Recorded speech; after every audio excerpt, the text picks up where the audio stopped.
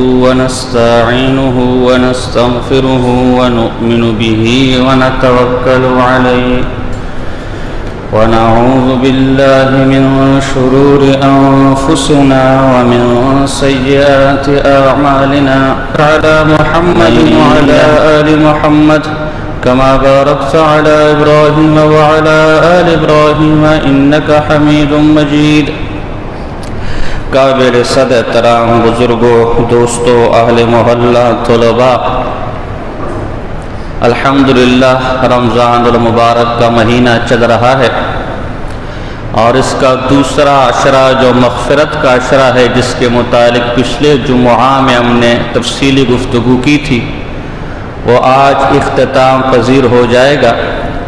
صحیح ابن خزیمہ کی ایک روایت ہے کہ اولہ رحمہ واوسطہ مغفرہ وآخرہ عتق من النار۔ رمضان کا پہلا عشرہ رحمتوں کا عشرہ ہے، دوسرا عشرہ مغفرتوں کا عشرہ ہے، اور تیسرا عشرہ یہ جہنم سے خلاصی، جہنم سے آزادی کا عشرہ ہے۔ تو تیسرا عشرہ آج مغرب سے شروع ہوگا۔ یہ تیسرا اور آخری عشرہ اس رمضان کا اہم ترین عشرہ ہے۔ اسی عشرے کے اندر اعتکاف ہوتا ہے، اور اس عشرے کو یہ اہمیت اس لیے حاصل ہے کہ اس عشرے کی طاق راتوں میں ایک برکتوں والی رات، ایک عظمتوں والی رات لیلۃ القدر کی رات آتی ہے، جس کی فضیلت کے بارے میں خود قرآن کہتا ہے کہ اس رات میں عبادت کرنا 1000 مہینوں سے بہتر ہے۔ 1000 مہینے 83 سال سے اوپر بنتے ہیں، 1000 مہینے نہیں، 1000 مہینوں سے بھی بہتر ہے۔ اس رات کے بارے میں پوری سورت اما پارے کے اندر سورہ قدر کے نام سے نازل ہوئی ہے، جس میں سے چند آیتیں میں نے آپ کے سامنے تلاوت کی۔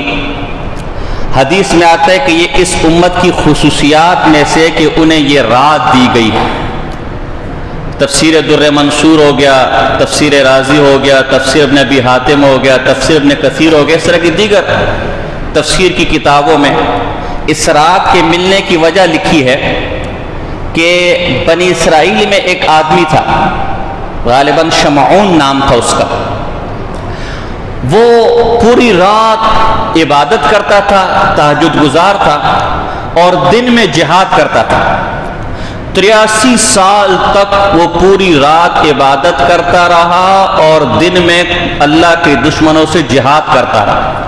جب صحابہ کرام رضوان اللہ تعالی علیہم اجمعین نے یہ سنا تو بڑے متعجب ہوئے، ان کو بڑا تعجب ہوا کہ یا رسول اللہ، آپ کی عمر، آپ کی امت کی عمر تو مختصر ہے، عموماً 60 سے 63 سال یہ عام عمر ہے، کوئی 80 میں چل رہا ہے، 90 میں چل رہا ہے، تو وہ ایکسپائری ڈیٹ سے اوپر چل رہا ہے، یہ قال ہوتا ہے۔ تو بھلا اس کی عبادت تک ہم کیسے پہنچ سکیں گے؟ صحابہ تو عبادت میں شوق رکھنے والے تھے، تو اللہ نے اس شوق کو دیکھتے ہوئے یہ رات اس امت کو عطا کی کہ وہ 83 سال عبادت کرتا رہا، تم ایک رات، اس ایک لیلۃ القدر کی رات میں عبادت کر لینا، تمہیں 83 سے بھی زیادہ کا اجر مل جائے۔ اور ایک شان نزول لکھا گیا ہے کہ حضور صلی اللہ علیہ وسلم نے 4 انبیاء کا ذکر کیا بنی اسرائیل کے، یوسف علیہ السلام، زکریا علیہ السلام، حزقیل علیہ السلام اور یوشع بن نون علیہ السلام۔ یہ 4 انبیاء کا ذکر کیا کہ یہ 4 انبیاء ایسے تھے کہ انہوں نے 80 سال ایک لمحے کے لیے بھی اللہ کی نافرمانی نہیں کی، اور 80 سال تک اللہ اللہ کرتے رہے، اللہ کو یاد کرتے رہے۔ تو صحابہ کو بڑا تعجب ہوا کہ کیسے خوش نصیب لوگ تھے۔ تو پھر اللہ نے اس کے بدلے میں اس امت کو یہ لیلۃ القدر کی رات عطا کی۔ قدر کا ایک معنی تقدیر کے، چونکہ اس رات میں سارے احکام جو دنیا سے متعلق وہ تقسیم ہوتے ہیں۔ اِنَّا أَنزَلْنَاهُ فِي لَيْلَةٍ مُبَارَكَةٍ إِنَّا كُنَّا مُنذِرِينَ فِيهَا يُفْرَقُ كُلُّ أَمْرٍ حَكِيمٍ۔ ہم نے اس قرآن کو مبارک رات لیلۃ القدر کی رات میں نازل کیا، اور اس رات میں ہر قسم کی حکمتوں والے کام کی تقسیم کی جاتی ہے۔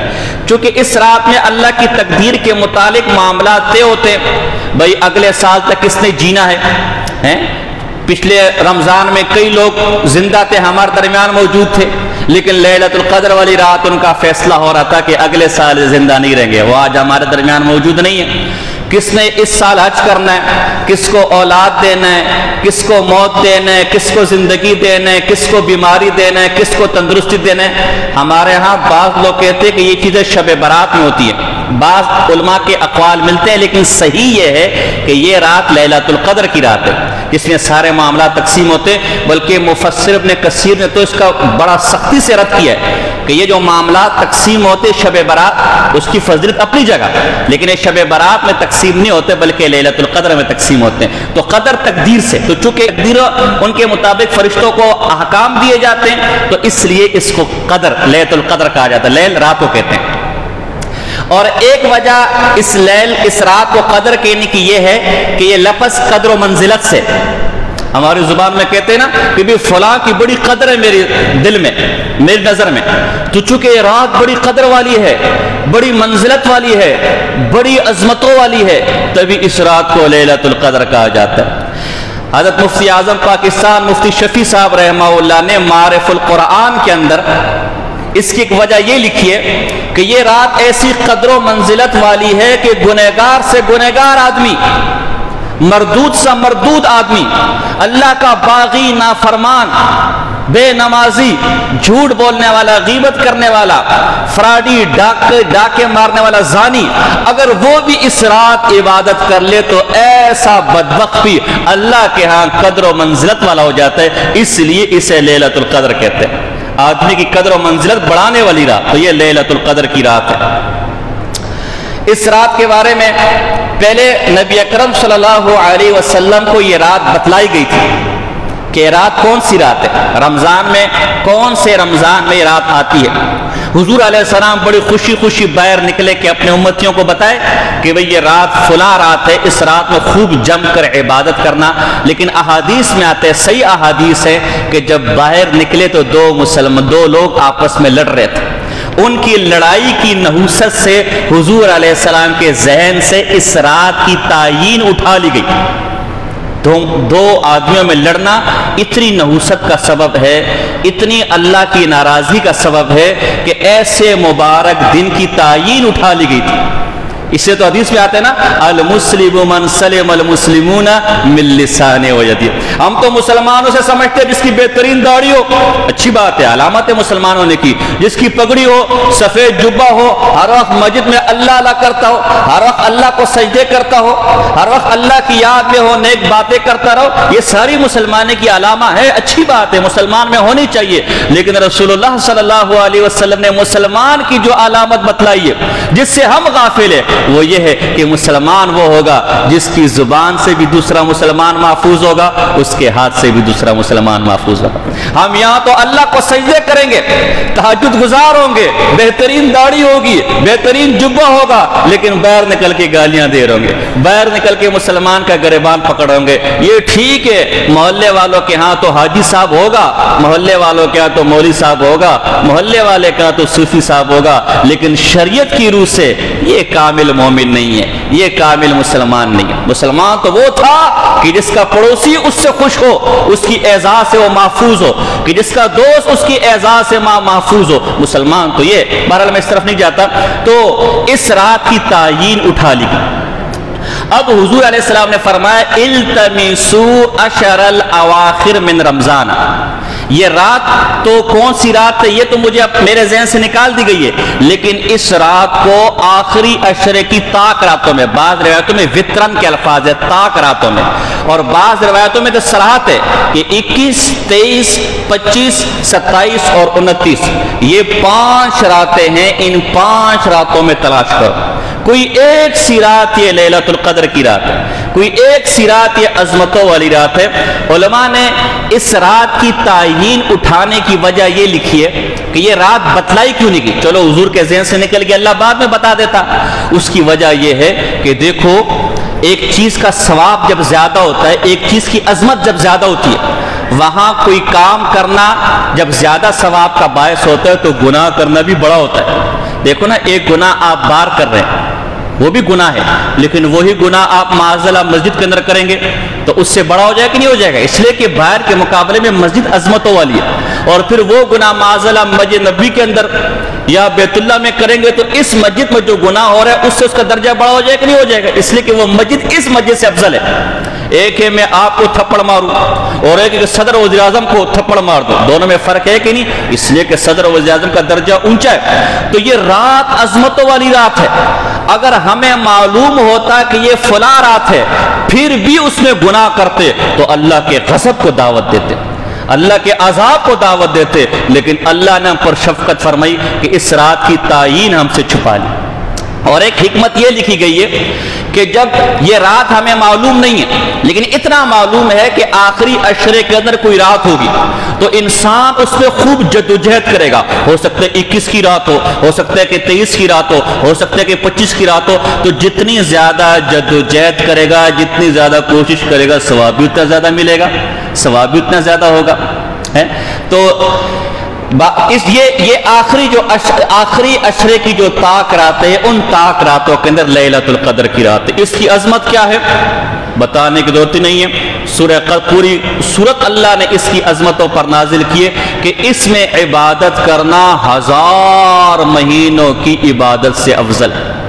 83 سال کوئی کھڑا ہو کر اللہ اللہ اللہ کرتا رہے، 83 سال کوئی کھڑا ہو کر نفلیں پڑھتا رہے، 83 سال کوئی بیٹھ کر تلاوتیں کرتا رہے، 83 سال وہ اپنا ماتھا زمین پر رگڑتا رہے، لیکن اس ایک رات میں عبادت کر لے، یہ ایک رات کی عبادت 83 سال کی عبادت سے افضل ہو جائے گی۔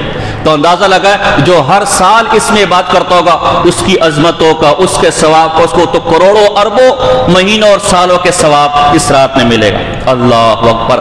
فرمایا جب یہ رات آتی ہے سدرۃ المنتہا کے فرشتے، میں نے پہلے بھی کہا تھا کہ اتنے فرشتے، اللہ کی اتنی مخلوق ہے کہ بیت المعمور، اس بیت اللہ کے بالکل سیدھ میں اوپر 7ویں آسمان کے اوپر بیت المعمور ہے، یہ فرشتوں کا بیت اللہ ہے، فرشتوں کا کعبہ ہے۔ اس سے ایک وقت میں 70,000 فرشتے طواف کرتے ہیں، اور ایک دفعہ کوئی فرشتہ طواف کر لے تر قیامت دوبارہ اس کا نمبر نہیں آتا، اتنی تعداد، اتنی مخلوق ہے فرشتوں کی۔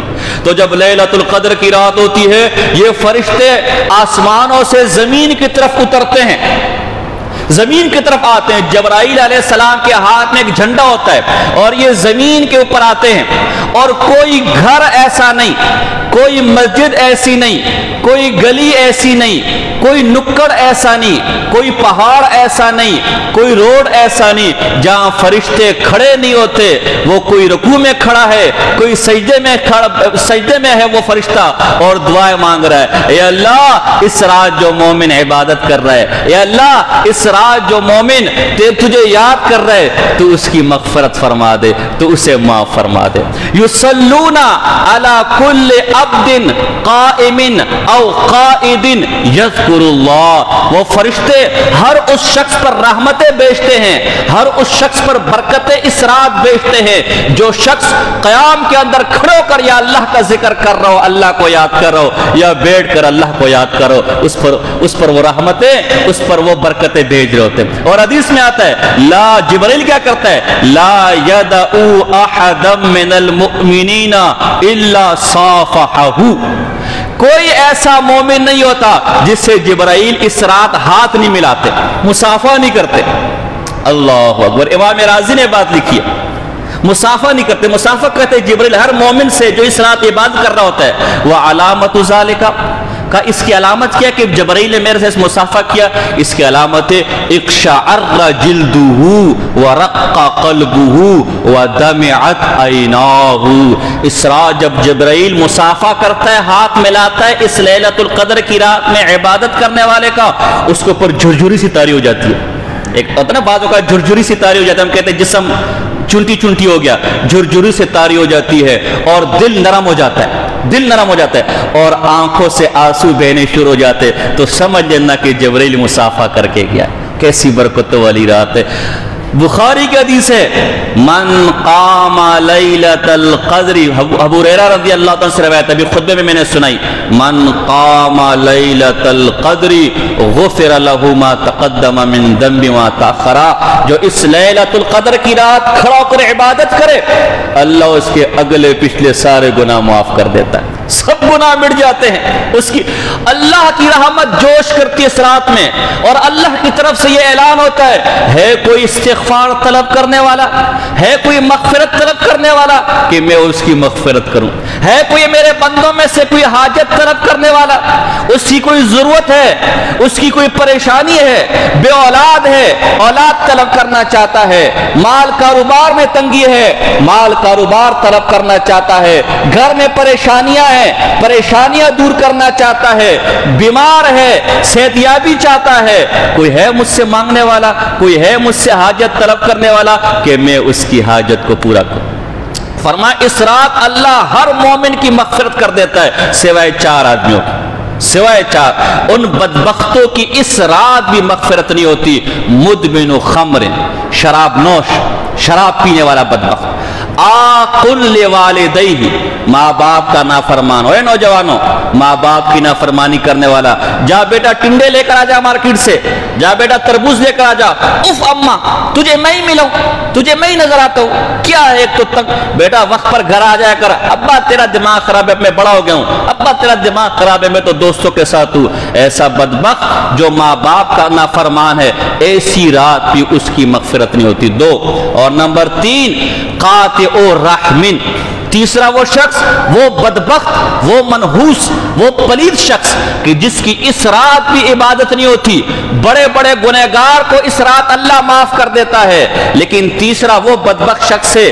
جس کی اس رات مغفرت نہیں ہوتی، وہ قطع تعلق کرنے والا، رشتے توڑنے والا، تعلق توڑنے والا، جا یار اس کی میرے ساتھ لڑائی ہوئی تھی میں اس سے بات نہیں کرتا، جا یار یہ تو میرا دشمن ہے، جا یار اس کی شکل مجھے اچھی نہیں لگتی، جیسے تو فلاں دن میرا یہ کام نہیں کیا تھا، فلاں دن میرا یہ کام نہیں کیا تھا، جو قطع تعلق کرنے والا ہو، اپنے مسلمان بھائی سے بات نہ کرنے والا ہو، تعلق توڑنے والا ہو، اس بدبخت کی بھی اس رات مغفرت نہیں ہوتی۔ ہم میں سے دیکھ لے اپنے گریبانوں میں جھانکے اس فانی دنیا کی خاطر کتنے لوگ ہم میں سے ہوں گے جو خواہ مخواہ میں پڑوسی کے ساتھ، خواہ مخواہ میں رشتہ دار کے ساتھ، خواہ مخواہ میں بھائیوں کے ساتھ قطع تعلق کیا ہوگا، رشتہ ناتا توڑ رہا ہوگا، اب وہ کتنی دعائیں مانگ رہا ہوگا اللہ سے مغفرت کی، کتنی معافیاں مانگ رہا ہوگا، لیکن اللہ کے ہاں یہ فیصلہ ہو چکا ہے معاف میں اس وقت کروں گا جب تعلق جوڑے گا۔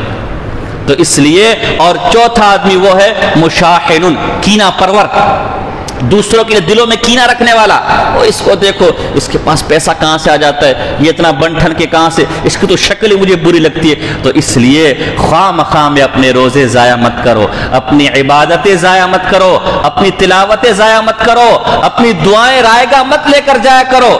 ٹھیک ہے آپ میں سے اکثر تو معاذاللہ بلکہ سبھی شراب پینے والا تو کوئی نہیں ہے، لیکن باقی 3 گناہوں میں ہم میں سے اکثر لوگ ملوث ہے، کوئی ماں باپ کا نافرمان ہے، کوئی رشتہ داروں سے دوستوں سے قطع تعلق رکھنے والا ہے، کوئی دلوں میں کینہ اور بغض رکھنے والا ہے۔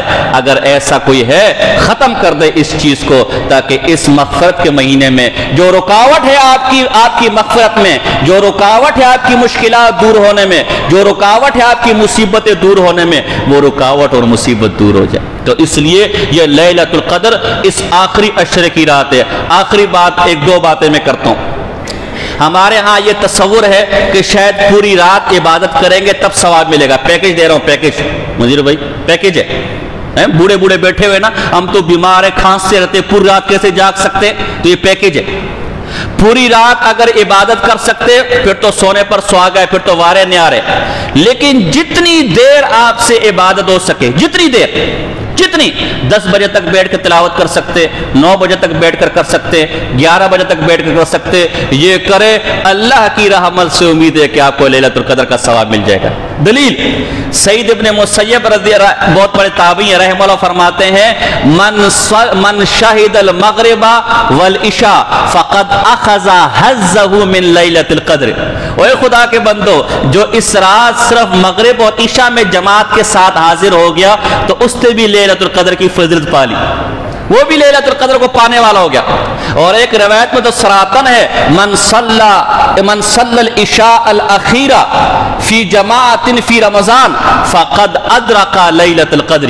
اور جو عشاء کی نماز بھی جماعت کے ساتھ پڑھ لے اس کو بھی لیلۃ القدر مل گئی. اور مسلم کی حدیث ہے کہ جو عشاء کی نماز جماعت کے ساتھ پڑھ لے اور فجر کی نماز جماعت کے ساتھ پڑھ لے تو اس نے گویا پوری رات عبادت میں گزار لی. تو اگر پوری رات عبادت کر سکتے ہو پھر تو بہت اچھی بات ہے, پھر تو ظاہر ہے بہت ہی اعلیٰ اور بالکل کامل طریقے سے. لیکن جتنی آپ کی طاقت ہے, زبردستی نہیں چائے پی کر آنکھیں زبردستی کھولنی اور جھٹکے مل رہے پھر بھی نہیں, 9 بجے تک, 10 بجے تک, 11 بجے تک, 12 بجے تک جتنی آپ کی طاقت ہے آپ تلاوت کریں, عبادت کر نفلیں پڑھیں, پھر سو جائیں, فجر کی نماز جماعت کے ساتھ پڑھیں. اللہ کی رحمت سے امید ہے آپ کو 83 سال سے زیادہ عبادت کا ثواب ملے گا انشاءاللہ. اسی رات کو پانے کے لیے, آخری بات, اسی رات کو پانے کے لیے اعتکاف کیا جاتا ہے.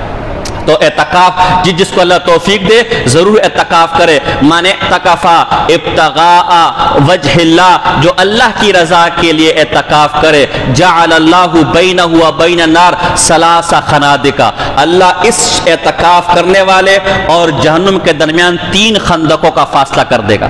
اور ایک خندق کا فاصلہ زمین و آسمان کے درمیان ہے. اتنی بڑی فضیلت ہے اعتکاف کرنے کی. اور اعتکاف کا مقصد بھی یہ طاق راتوں میں لیلۃ القدر کو حاصل کرنا ہے. تو جو ساتھی اعتکاف کرنا چاہتے ہیں آج وہ مغرب سے پہلے اعتکاف کی نیت سے سورج غروب ہونے سے پہلے روزہ وہ مسجد کے اندر کھولے, سورج غروب ہونے سے پہلے وہ اعتکاف میں بیٹھ جائے. اور اس اعتکاف کے قیمتی وقت کو گپوں کے اندر, موبائل کے اندر, اس طرح کی دیگر فضولیات میں, مسجد میں, ویسے فرمایا مسجد میں دنیا کی باتیں, غیر ضروری باتیں یہ اعمال کو ایسی کھا جاتی ہے جیسے آگ لکڑی کو کھا جاتی ہے. تو اس لیے اس اعتکاف کا مقصد یہ دنیا سے ہٹ کر جو اب آپ کو مسجد کی طرف لایا گیا یہ اس لیے لایا گیا تاکہ باہر کی گپوں سے, باہر کی باتوں سے, باہر کے دوست یاروں سے الگ تھلگ ہو کر آپ اعتکاف میں اللہ کی بات کر سکے. اگر یہاں پر بھی آپ نے گپے لگانی ہے تو پھر اعتکاف میں بٹھانے کی ضرورت کیا پڑ گئی ہے. عورتیں اگر اعتکاف کرنا چاہیں تو عورتیں گھروں کے اندر اعتکاف کریں گے. مسجد کے اندر اعتکاف کرنا ان کے لیے مناسب نہیں ہے. گھروں کے اندر بہتر ہے, افضل ہے.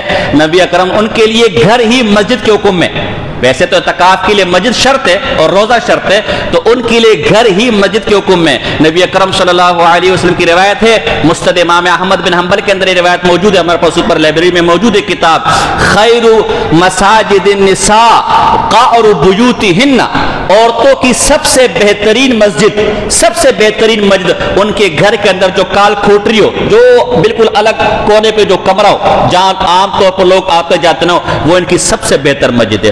ام حمید رضی اللہ تعالیٰ عنہ جو ابو حمید سعدی رضی اللہ تعالیٰ عنہ کی زوجہ محترمہ صحابیہ ہے, رسول اللہ کی بارگاہ میں حاضر ہوئی, یا رسول اللہ میرا دل آپ کی پیچھے نماز پڑھنے کو کرتا ہے. اللہ کے نبی ہو, مسجد نبی ہے, ایک نماز پڑھنے کا ثواب 50,000 ہے. اللہ کے رسول کے پیچھے نماز پڑھنے کو دل کرتا ہے. رسول اللہ صلی اللہ علیہ وسلم نے فرمایا تو اگر اپنے گھر کی بالکل کال کوٹری کے اندر ایک الگ تلگ گھر کے اندر کمرے کے اندر نماز پڑھے, وہ نماز تیرے لیے, مفہوم سنا رہا ہوں, وہ نماز تیرے لیے یہاں سے زیادہ بہتر اور افضل. صحیح حدیث ہے. تو پھر ام حمید نے درخواست کی کہ میرے ساتھ میرے گھر چلیے اور وہاں ایک جگہ مختص کر دیجئے میرے لیے تو میں وہاں نماز پڑھوں. پھر رسول اللہ صلی اللہ علیہ وسلم ان کے ساتھ گئے اور گھر میں جو سب سے الگ تھلگ سی جو جگہ تھی, چھوٹا سا جو کمرہ تھا, وہ ان کے لیے مختص کیا, وہاں نشان رکھا, تو آپ پھر ام حمید وہی نماز پڑھتی تھی. اما عائشہ رضی اللہ حدیث میں ہے کہ عورتوں کو مسجد حضور کے زمانے میں آتی تھی عورتیں مسجد, لیکن بعد میں فتنے کی وجہ سے منع کر دیا گیا. اما عائشہ طیبہ طاہرہ صدیقہ رضی اللہ تعالیٰ عنہ فرماتی ہے عمر فاروق کے زمانے میں کہ اگر رسول اللہ صلی اللہ علیہ وسلم عورتوں کا وہ حال دیکھ لیتے جو آج ہم دیکھ رہے. یہ اما عائشہ طیبہ جو محدثہ ہے, جو مجتہدہ ہے, جو فقیہ ہے, جو دین کے 3 حصوں میں سے تیسرا حصہ اس امت کو دینے والی ہے, وہ فرماتی کہ عورتوں کا ہمارے زمانے میں 1400 سال پہلے عورتوں کا آج جو حال ہم دیکھ رہے ہیں اگر رسول اللہ اپنے زمانے میں دیکھ لیتے تو ان عورتوں کو مسجد میں آنے سے ایسے ہی روک لیتے جیسے کہ بنی اسرائیل کی عورتوں کو روک دیا جاتا ہے. تو عورتیں اعتکاف کریں، لیکن ان کے لیے اعتکاف بہتر کیا ہے؟ اپنے گھر کے اندر۔ امام احمد بن حنبل، جس کو سعودی حکومت والے ان کو فالو کرتے، ان کی فقہ کو فالو کرتے، ان کی فقہ کی کتاب المغنی ابن قدامہ کی، اس میں بھی یہ لکھا ہے کہ عورتیں مسجدوں میں اعتکاف کر سکتی جہاں بندوبست ہے۔ یہاں تو خیر ویسے بندوبست نہیں ہے، لیکن افضل اور بہتر یہ کہ وہ گھروں میں اعتکاف کریں۔ فتنے فساد کا دور ہے میرے بھائی، جو آپ خود سمجھتے ہیں یہاں ویسے جو ہے عورت نکلتی تو ہمارا کیا حال ہوتا ہے، تو اگر مسجدوں کے اندر لے کر آ جائیں گے تو پھر ماشاءاللہ رکوع اور سجدے میں سب پیچھے کی طرف دیکھ رہے ہوں گے کہ مئی صاحب آئیے کہ نہیں آئیے تھے جو نا ہے۔ تو اس لیے عورتیں اگر کرنا چاہتی تو گھروں کے اندر کریں۔ ایک اور بات، اگلا والا جمعہ آخری جمعہ آ رہا ہے، آخری جمعہ یہ رمضان کا انشاءاللہ، تو اس جمعے کے اندر بعض لوگ قضاء عمری کرتے ہیں، قضاء عمری، کہ اس آخری جمعے میں 4 رکعت نماز پڑھیں گے تو 70 سال کی نماز قضا معاف ہو جائیں گی۔ اس کو قضاء عمری کہتے ہیں، یہ بالکل بکواس ہے۔ ملا علی قاری رحمہ اللہ فرماتے ہیں باطل المصنوع فی معرفت الاحادیث الموضوع باطل قطعا ومناقض للاجماع، ایسی کوئی حدیث بھی نہیں ہے، اگر کوئی حدیث ہے تو جھوٹی ہے اور اجماع کے بھی خلاف ہے۔ اجماع یہ پوری امت کا، اور احادیث سے یہ ثابت ہے کہ جو نماز قضا ہو گئی ہے ہر حال میں اس قضا نماز کو پڑھنا ہے۔ 70 سال کی قضا ہے، 10 سال کی، 20 سال کی، تو 70 سال کی نمازیں لوٹانی ہے، 10 سال کی نمازیں لوٹانی ہے، 20 سال کی نمازیں لوٹانی ہے۔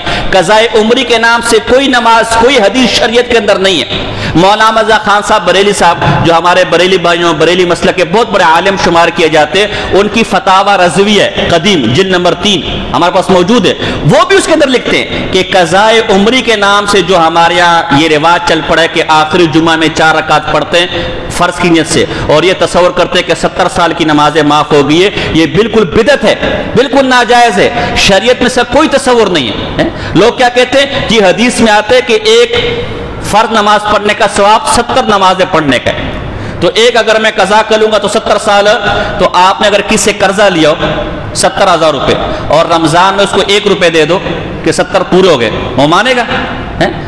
تو دین کے اندر یہ فراڈ کرتے ہوئے شرم نہیں آتی؟ تو اس لیے ایسا کوئی فراڈ نہ کرے۔ نمبر 2، صلاۃ التسبیح اگر پڑھنی ہے، بعض لوگ طاق راتوں میں صلاۃ التسبیح پڑھتے ہیں، اچھی بات ہے، پڑھنی چاہے، موقع ملیں گے تو فضیلت اس کی بیان کریں گے، لیکن صلاۃ التسبیح یا نفل نمازوں کی جماعت نہیں ہے۔ ہمارے اب بدبخت عورتوں نے اب یہ رواج بھی نکالا، ہمارے علاقے میں تو یہاں کا مجھے معلوم نہیں کہ باقاعدہ بلاتی ہیں اور جماعت کے ساتھ ساتھ تسبیح پڑھاتی ہے، اور ماشاءاللہ ہوتی بھی کیسی ہے، یہاں تک ان کے کپڑے ہوتے ہیں، سرخی پاؤڈر لگایا ہوتا ہے، دین بھی جو ہے نا اب بیوٹی پارلر ہو گیا۔ تو صلاۃ التسبیح اگر پڑھنا چاہتی ہیں عورتیں بھی پڑھ سکتے ہیں، مرد بھی پڑھ سکتے ہیں، لیکن جماعت کے ساتھ۔ عورتیں تو فرض کی جماعت میں نہیں آ سکتی تو نفل کی جماعت کہاں سے شروع ہوگی؟ تو اس لیے صلاۃ التسبیح اگر آپ پڑھنا چاہتے پڑھے، عورتیں اگر پڑھنا چاہے ان سے بھی پڑھوائے، لیکن جماعت کے ساتھ مشروع نہیں ہے۔ تو اللہ پاک جو کچھ کہا سنا اس پر عمل کرنے کی توفیق عطا فرمائے۔ اعتکاف کے کچھ مسائل، کچھ باتیں رہے گی، انشاءاللہ اعتکاف والے ساتھی جب بیٹھیں گے، کل مجھے موقع ملے گا تو عصر میں ان کے ساتھ یا عصر کے بعد جو ہماری ترتیب ہے کہ ہم مسائل بتاتے رہتے ہیں وہ بتاتے رہیں گے۔ کوئی بھی مسئلہ ہو روزے سے متعلق، اعتکاف سے متعلق، تو آپ وہ پوچھ سکتے، زور عصر میں ادھر ہی میں ہوتا ہوں۔ وما علینا الا البلاغ المبین۔